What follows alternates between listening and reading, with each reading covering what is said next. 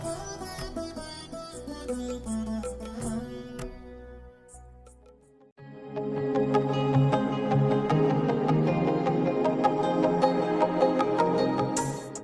నమో వెంకటేశాయ. ఈ హరినాథ్ అనేటువంటి ఈ యువకుడు అన్నమయ్య జిల్లా కనిగిరిలో వ్యవసాయం చేసుకుంటూ ఉన్నాడు. గత ఏప్రిల్లో ఈ కంటికి, ముక్కుకు, అలాగే మెదడుకి, ఈ 3 అవయవాల్లో కూడా మ్యూకరోమైకోసిస్ అని, ఆస్పర్జిలోసిస్ అనేటువంటి 2 ఫంగల్ ఇన్ఫెక్షన్స్ అంటే నాచు ఇన్ఫెక్షన్ రావటం జరిగింది. దానివల్ల మెదడు బాగా దెబ్బతినటం జరిగింది.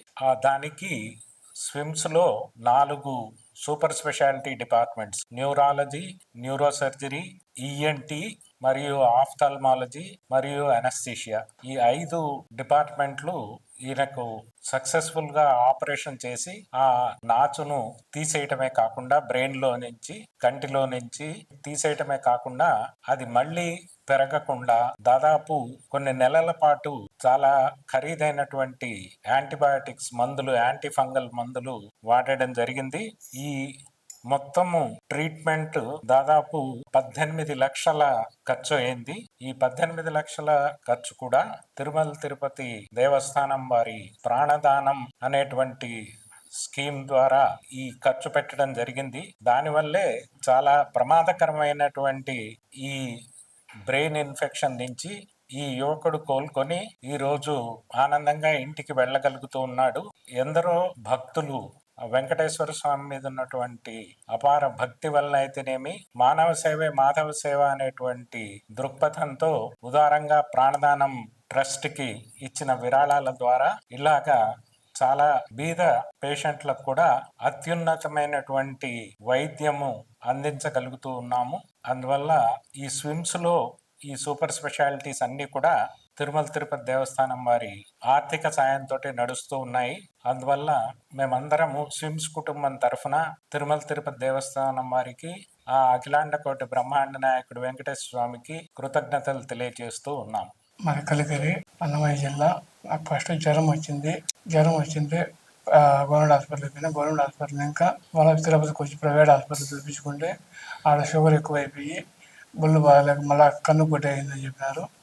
అందుకు మళ్ళీ 8 రోజులు పెట్టుకొని మళ్ళీ 2 లక్షలు తీసుకొని మళ్ళీ మా నుంచి కాదని చెప్పేసి బయట వెళ్ళిపోండి అన్నారు. మళ్ళీ అందుకు స్విమ్స్కి వచ్చినాము. స్విమ్స్కి వస్తే చూసి ఫంగల్ ఇన్ఫెక్షన్ అవన్నీ అటాక్ అయింది చెప్పినారు. మాకు వాళ్ళు చూసినారు, బాగుంది, ప్రాణదానం కింద పెట్టినారు. నమో వెంకటేశాయ.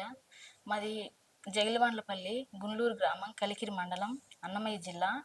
మా భర్తకు జ్వరం వచ్చింది. ఫస్ట్లో జ్వరం వస్తానే దగ్గరలో హాస్పిటల్కి చూపించుకున్నాము. వాటి నుంచి తిరుపతికి పోమన్నారు వాళ్ళు. తిరుపతికి పోతే ప్రైవేట్ హాస్పిటల్కి పోయినాము. ఆడ ఇన్ఫెక్షన్ వచ్చిందని చెప్పేసి 8 రోజులు పెట్టుకున్నారు. 8 రోజుల నుంచి మళ్ళీ 2.5 లక్షలు బిల్లు వేసి ఇంకా ఎక్కడికైనా వెళ్ళిపోండి మీరు, మా నుంచి కాదు అని చెప్పినారు. వాటి నుంచి మేము సీన్స్ హాస్పిటల్కి, పద్మావతి హాస్పిటల్కి వచ్చినాము. ఆడ మాకు నందగోపాల్ సార్ బాగా చూసినాడు.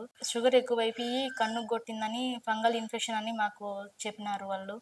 చెప్పిన తర్వాత 2 నెలలు ట్రీట్మెంట్ తీసుకోవాలని చెప్పినారు. 2 నెలలు తీసుకున్నాము. కన్ను ఆపరేషన్ జరిగింది. కన్ను ఆపరేషన్ తర్వాత 1 సంవత్సరం మాత్రలు వాడమన్నారు. ఆ మాత్రల కోసం 2 సార్లు వచ్చినాం, తీసుకున్నాము. ఇప్పుడు 3వ సారి వచ్చినాము. మాకు మాత్రలు ఇచ్చినారు. మా ఇంటానికి బాగుంది.